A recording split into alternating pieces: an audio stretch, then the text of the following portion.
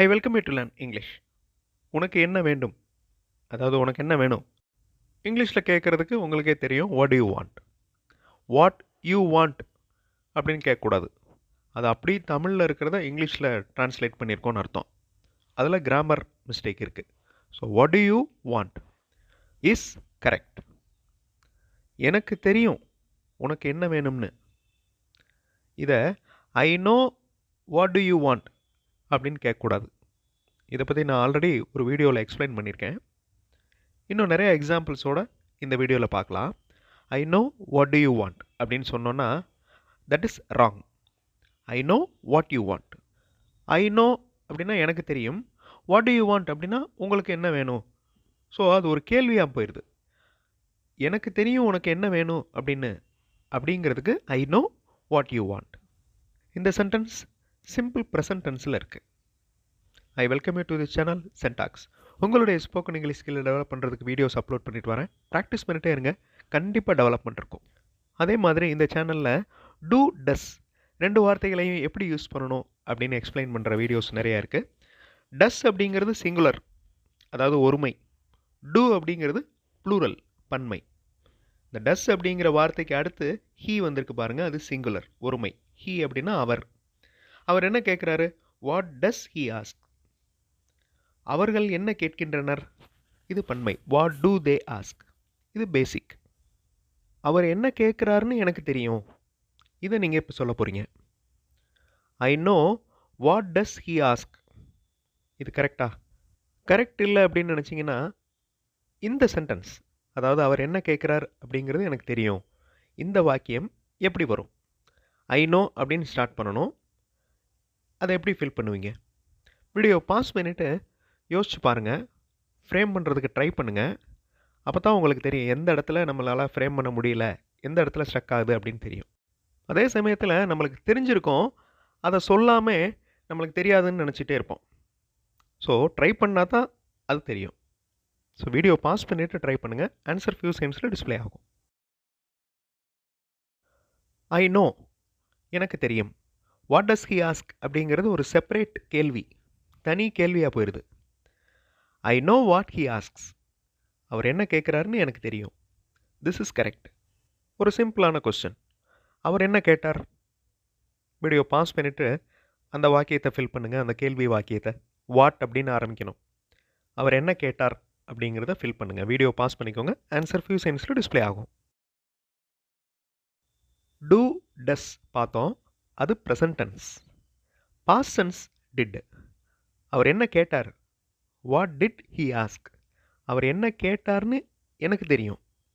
Now இந்த சென்டென்ஸை frame பண்ணுறதுக்கு ட்ரை பண்ணுங்கள். அவர் என்ன கேட்டார்னு எனக்கு தெரியும். அவர் என்ன கேட்டார் அப்படிங்கிறதுக்கு வாட் டிட் ஹி ஆஸ்க். அவர் என்ன கேட்டார்னு எனக்கு தெரியும் அப்படிங்கிறத ஃப்ரேம் பண்ணுங்கள். வீடியோ பாஸ் பண்ணிவிட்டு ட்ரை பண்ணுங்கள். ஆன்சர் ஃபியூ செகண்ட்ஸில் டிஸ்பிளே ஆகும்.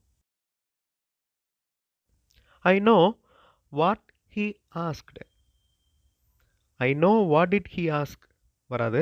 I know what he asked. அவர் என்ன கேட்டார் அப்படிங்கிறது எனக்கு தெரியும். இதில் வாட் ஹி ஆஸ்க்டு அப்படிங்கிறது பாஸ்ட் டென்ஸ், ஐ நோ அப்படிங்கிறது present tense. Again video pause பண்ணிவிட்டு இந்த கொஸ்டினை ஃப்ரேம் பண்ணுறதுக்கு ட்ரை பண்ணுங்கள். நீங்கள் எப்படி சொல்வீங்க? ஹவ் அப்படின்னு ஆரம்பிக்கணும் இந்த கேள்வி. டெல் அப்படிங்கிற வேர்பை நான் கொடுத்துட்டேன். நீங்கள் எப்படி சொல்வீங்க? உங்களுக்கு தெரியும் எப்படி சொல்வதென்று. இந்த வாக்கியத்தையும் ட்ரை பண்ணணும். ஃபர்ஸ்ட் நீங்கள் எப்படி சொல்வீங்க அப்படிங்கிறத ட்ரை பண்ணுங்கள். அதுக்கப்புறம் நெக்ஸ்ட் ட்ரை பண்ணலாம். சிம்பிள் ப்ரெசன்ட் டென்ஸில் இந்த கேள்வியை கேட்குறோம். யூ அப்படின்னு வந்திருக்கிறதுனால டூ யூஸ் பண்ணுறோம். யூ பன்மை, அதனால் டூ யூஸ் பண்ணுறோம். How do you del? நீங்கள் எப்படி சொல்வீங்க? உங்களுக்கு தெரியும் எப்படி சொல்கிறதுன்னு. இப்போ இந்த சென்டென்ஸை ஃப்ரேம் பண்ணுங்கள். வீடியோ பாஸ் பண்ணிவிட்டு ட்ரை பண்ணுங்கள். நீங்கள் எப்படி சொல்வீங்க? How do you tell? உங்களுக்கு தெரியும் எப்படி சொல்வதென்று. You know how to tell. Okay, உங்களுக்கு தெரியும் எப்படி சொல்வதென்று. You know how to tell. எங்கே நீங்கள் கொண்டு வருவீங்க? ஒரு சாதாரண கேள்வி. எங்கே நீங்கள் கொண்டு வருவீங்க? இதில் நான் ப்ரோனவுனும் வேர்பும் கொடுத்துட்டேன். You bring. அந்த கொஸ்டினுடைய ஸ்டார்டிங் நீங்கள் ஃபில் பண்ணணும். எங்கே நீங்கள் கொண்டு வருவீங்க? வீடியோ பாஸ் பண்ணிவிட்டு ட்ரை பண்ணுங்கள். ஆன்சர் ஃபியூ செகண்ட்ஸில் டிஸ்பிளே ஆகும். எங்கே அப்படிங்கிற வார்த்தை வேர். வாட் அப்படின்னா என்ன, விச் அப்படின்னா எது, ஹவு அப்படின்னா எப்படி, இந்த மாதிரி கேள்விக்கு உண்டான வார்த்தைகளை அதனுடைய மீனிங்ஸை நல்லா தெரிஞ்சு வச்சுக்கணும். எங்கே நீங்கள் கொண்டு வருவீங்க? வேர் டு யூ பிரிங்? அகெயின் இந்த யூ வந்திருக்கிறதுனால இங்கே டூ வந்திருக்கு. அதே இடத்துல ஹீ, ஷீ, இட் அந்த மாதிரி சிங்குலர் வந்துருந்துச்சுன்னா டஸ் வந்திருக்கும்.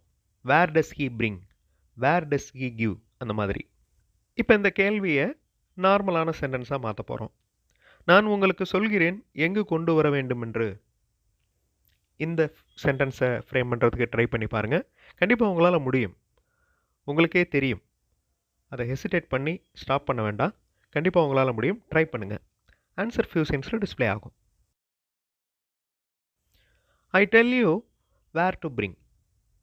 வேர் டு யூ பிரிங் அப்படிங்கிறது எங்கே நீங்கள் கொண்டு வருவீங்க? நான் உங்களுக்கு சொல்கிறேன், I tell you where to bring, எங்கே கொண்டு வரணும்னு. மாடல் சென்டென்சஸ் பார்த்தோம். இங்கிலீஷில் பேசுகிறதுக்கு எழுதுறதுக்கு ப்ராக்டிஸ் பண்ணலாம். அந்த மாதிரி இங்கிலீஷ் மாடல் சென்டென்சஸ் இருக்கிற வீடியோஸ் இன்னொரு சேனல் சென்டாக்ஸ் ப்ளஸில் அப்லோட் பண்ணியிருக்கேன். அந்த சேனல் வீடியோஸும் பாருங்கள். கண்டிப்பாக உங்களுக்கு யூஸ்ஃபுல்லாக இருக்கும். எந்த ஒன்றை நீங்கள் தேர்ந்தெடுக்கிறீர்கள்? எதை நீங்கள் செலக்ட் பண்ணுறீங்க? இந்த கேள்வியை ஃப்ரேம் பண்ணுங்கள். வழக்கம் போல் நான் ப்ரோனவுன் கொடுத்துட்டேன், வேர்ப் கொடுத்துட்டேன். அந்த கொஸ்டினுடைய ஃப்ரண்ட் பார்ட் என்ன வரும் அப்படிங்கிறத கண்டுபிடிங்க. எந்த ஒன்றை நீங்கள் தேர்ந்தெடுக்கிறீர்கள். இதுக்கு அப்புறம் இந்த கொஸ்டினை அசர்ட்டிவ் சென்டென்ஸாக மாற்றலாம். நீங்கள் எதனை தேர்ந்தெடுக்க வேண்டும் என்பதில் நான் உங்களுக்கு உதவி செய்கிறேன். இந்த மாதிரி வாக்கியம் ஃப்ரேம் பண்ணலாம். ஃபர்ஸ்ட் அந்த கேள்வியை நீங்கள் ஃப்ரேம் பண்ணுங்கள். எந்த ஒன்றை நீங்கள் தேர்ந்தெடுக்கிறீர்கள். வீடியோ பாஸ் பண்ணிட்டு ட்ரை பண்ணுங்கள். ஆன்சர் ஃபியூ செகண்ட்ஸில் டிஸ்பிளே ஆகும். Which one do you select? Which one do you select? Do you, அதை நோட் பண்ணிக்கோங்க. அதுவே சிங்குலராக வந்துருந்துச்சுன்னா which one does he select? Okay. இப்போ இந்த கேள்வியை நார்மல் சென்டென்ஸாக மாற்ற போகிறோம். நீங்கள் செலக்ட் பண்ணுறதுக்கு நான் ஹெல்ப் பண்ணுறேன். ஒரு கேஷுவலான ஒரு தமிழ் வாக்கியம். வீடியோ பாஸ் பண்ணிவிட்டு இங்கிலீஷில் ஃப்ரேம் பண்ணுங்கள். ஆன்சர் ஃபியூ செகண்ட்ஸில் டிஸ்பிளே ஆகும். ரொம்ப simple. I help you which to select. I help you which one to select அப்படின்னு சொல்லலாம். I help you which to select. Again video pause பண்ணிவிட்டு இந்த லாங் சென்டென்ஸை நீங்கள் ஃப்ரேம் பண்ண போகிறீங்க. நான் எந்த க்ளூவும் கொடுக்கல. நீங்கள் எந்த ட்ரெஸ் அணிய வேண்டும் என்பதை நான் சொல்கிறேன். நீ என்ன ட்ரெஸ் போட போகிற அப்படிங்கிறத நான் சொல்கிறேன். வீடியோ பாஸ் பண்ணிவிட்டு இந்த சென்டென்ஸை ஃப்ரேம் பண்ணுங்கள். ஆன்சர் ஃபியூ செகண்ட்ஸில் டிஸ்பிளே ஆகும். ட்ரை பண்ணுங்கள். கண்டிப்பாக உங்களால் முடியும். ஐ டெல் யூ, நான் சொல்கிறேன். I tell you what dress to wear.